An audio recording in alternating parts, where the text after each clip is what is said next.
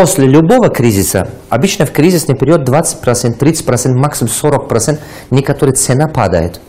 А потом через года, в районе 2 года, 2,5 года, скачок на 200% растет. Всегда было так и будет.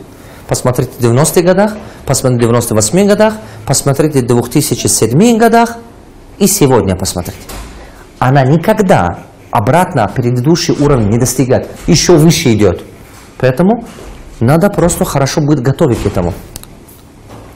Значит, эту разницу будем откладывать. Дальше пойдемте. То есть, получается, что почему эти симптомы мы называем их мышление нехватка, потому что они совокупности приводят к нехватке, поэтому не хватает.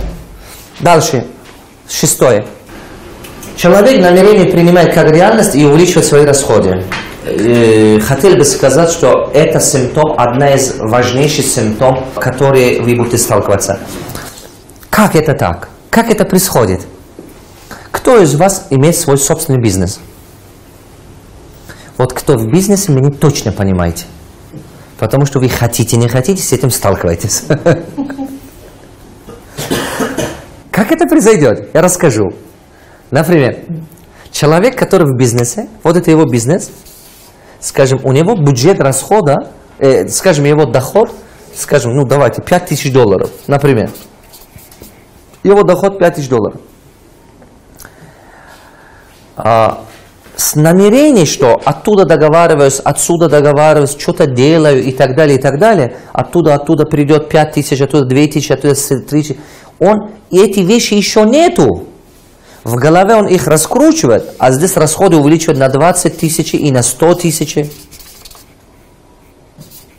И так далее, и так далее.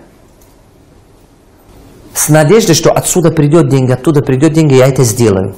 А потом в реальности из этих планов, которые у него в голове, скажем, отсюда 3000 придет, отсюда 2000 придет, отсюда 1000 придет, из них 50%, вообще 80% из них не случается.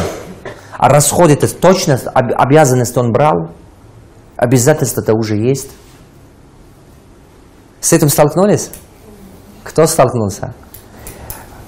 Я вам скажу, вот эту вещь мне один миллиардер сказал. Он сказал, проблема людей в том, что они то, что у них в голове надумано, воспринимают как реальность и берут большие обязательства, которые потом не могут исполнять. Получается, что намерения они как реально воспринимают. Расходы увеличивают.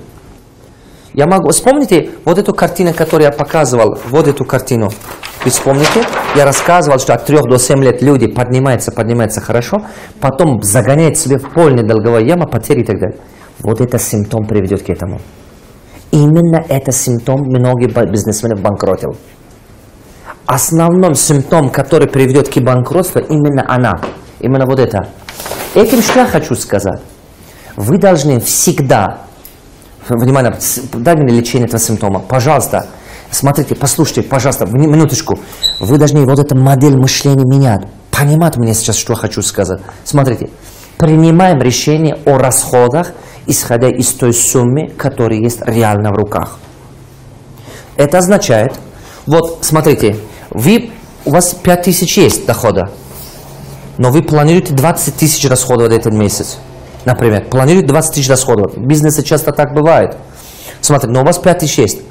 Вы должны расходы планировать, исходя из того, что есть. А если эти вещи переходы будут, это всегда приятно. Это всегда помогает. Это всегда приятно. Исходите из реальной суммы, которая у вас в руках. Пока в руках у вас не будут деньги, пожалуйста, не планируйте их где тратить. Кто понял? Пожалуйста, запомните то, что сейчас рассказывал. Ошибка, почему люди бедные? Ошибка людей в том, что они еще не заработали, знают, куда их тратят. Денег еще не пришел, они знают, что их делать. Я спрашиваю людей. Я реально спрашиваю, что вы хотите купить в этом году? Они вот такой список озвучивают. У них даже если не записано, но в голове точно есть. Они говорят, хочу купить в этом году вот это, вот это, вот это, вот это. Это они озвучивают то, что в течение 5 лет не могли купить. Все говорят. Были бы деньги, а сделали бы вот это, вот это, вот это, вот. А потом я говорю, какой у вас план дохода? Он говорит, ну как Аллах даст. Кто понял? У них в голове точно есть план расхода, но никакой план дохода нет. Они не думают, что отдавать миру. Они думают, что брать от мира. Доход от чего зависит? Пропорционально, что ты отдаешь. Что ты даешь людям, какое количество ты отдаешь, какую пользу ты принесешь, какую ценность ты принесешь, пропорционально этого ты получаешь доход. Значит, секрет заключается в том, что больше отдавать миру, больше ценности отдавать, больше преподнести в мире. Мы к этому еще возвращаемся, вы меня поймете. Вот это самое главное. А люди пытаются больше брать. Они знают, что брать от мира, аж ничего не отдавать. Вот скажите, вы муж, жена и так далее, брат, сестра, друзья. Если один друг постоянно другому заботится, отдает, а второй вообще ноль, дружба остается? Нет. Когда она рушится? Когда-нибудь все равно рушится. Должно быть обмен. Где нарушается обмен, справедливость нарушается, все исчезнет. И родственные отношения исчезнут, дружеские отношения исчезнут, все исчезнет. Значит, вот это симптом, есть тот симптом, который многих ребят банкротит. Еще кое-что хочу вам сказать, дорогие мои. Старайтесь не потерять деньги.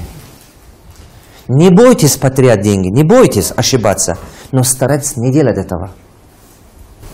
Потому что каждая потеря бросает вас назад на несколько лет.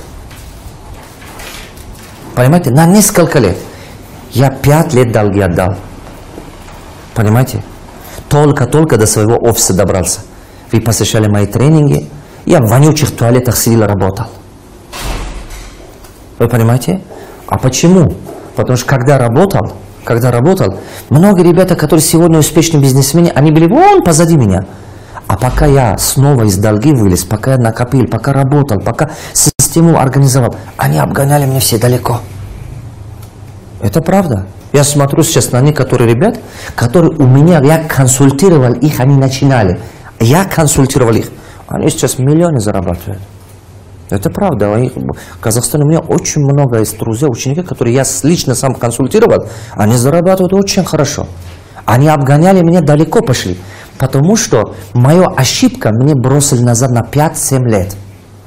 За это 5-7 лет, вы представьте, как столько времени. Это прекрасные молодые годы ушли.